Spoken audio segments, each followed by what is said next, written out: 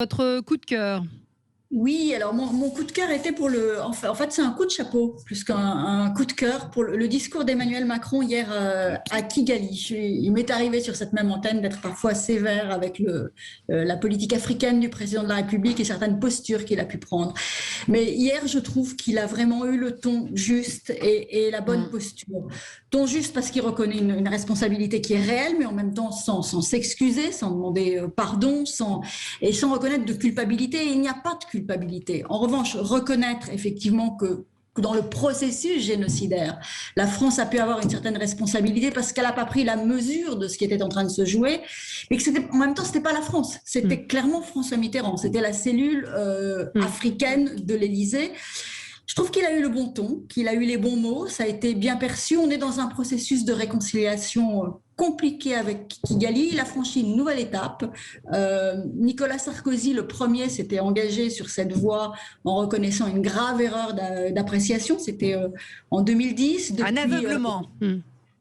Oui, grave erreur d'appréciation et aveuglement, absolument. Là, c'est d'autres mots qui sont très puissants. Un génocide ne s'efface pas, il est indélébile, c'est vrai.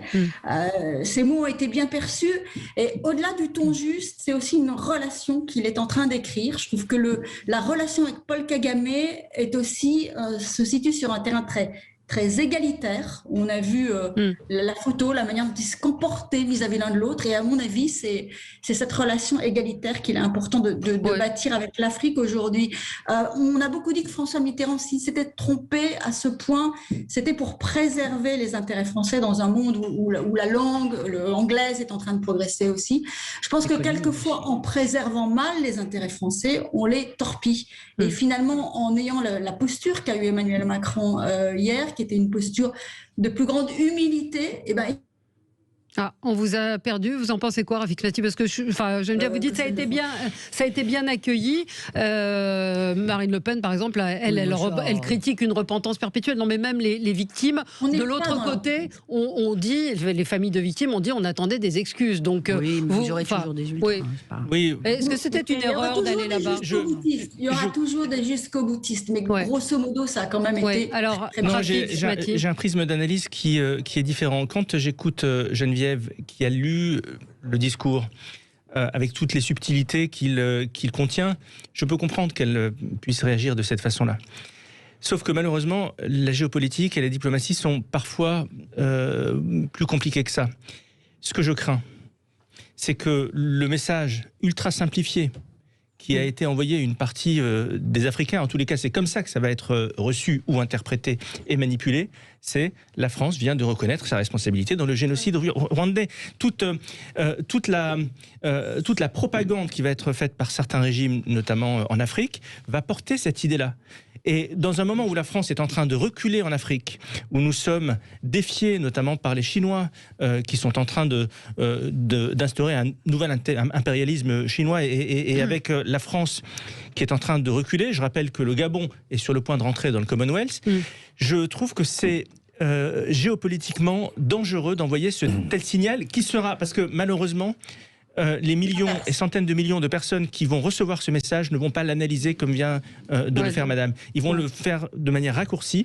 Et aujourd'hui, dans un pays tel que la France, qui va mal, où on a le sentiment que nous sommes dans un processus de déconstruction permanent, d'autoflagellation permanent, on ne peut pas s'empêcher de penser que cette annonce s'inscrit dans ce processus de repentance généralisée, et je trouve ça regrettable. Alors, on va marquer une pause et vous pourrez réagir tout de suite après. 0826 300 300 si vous voulez réagir également.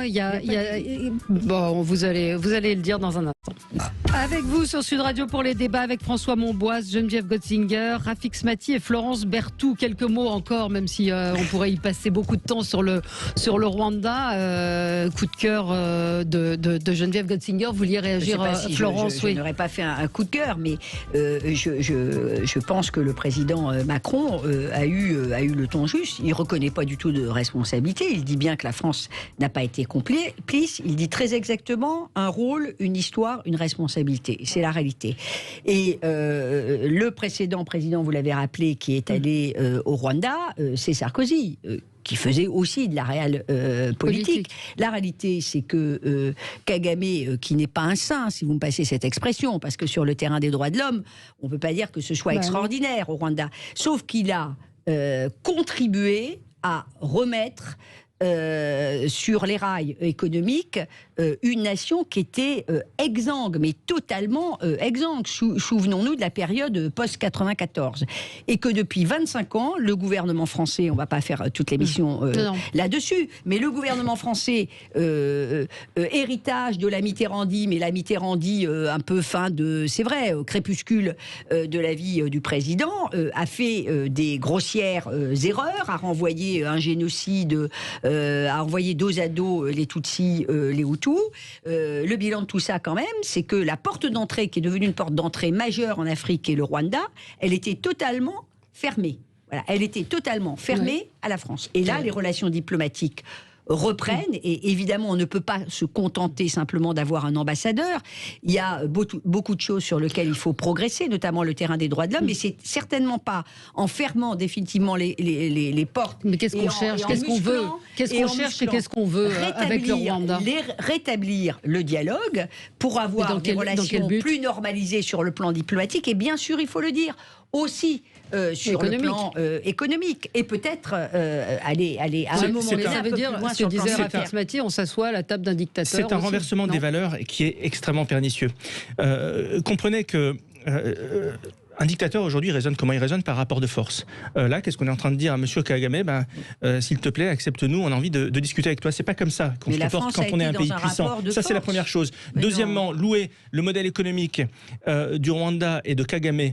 Je rappelle que l'un des principaux modèles économiques du Rwanda, c'est l'exportation de métaux stratégiques. Est-ce que le Rwanda a des mines de métaux stratégiques sur son territoire? La réponse est non. Pourquoi? Parce que le Rwanda pille ses pays voisins et fait bosser des enfants. C'est ça la réalité du régime Kagame. Et donc on est en train de se mettre. Ce sont les pays voisins qui font bosser les enfants. Et donc on est en train de se mettre à la table. On est en train de se mettre à la table de ça et de s'abaisser à ce niveau-là. Et en même temps, on est en train de renoncer. Et de casser la relation avec tous les autres pays d'Afrique, avec le Mali qui est aujourd'hui en train de faire reculer l'idée française et l'idéal français qui était ancré dans le Mali depuis maintenant des décennies. La France est en train de reculer en Afrique et aujourd'hui on se met à la table de quelqu'un qui s'appelle Kagame, qui n'aime pas la France. Le Mali n'a rien à voir avec le Rwanda. Non mais regardez comme nous nous sommes humiliés. Nous avons mis à la tête, alors on n'a pas d'ambassadeur au Rwanda, vous l'avez dit. On a mis à la tête de l'organisation de la francophonie une Rwandaise pour donner des gages à ce régime. Nous nous comportons comme des faibles avec des forts, et c'est comme ça qu'on se fait marcher dessus.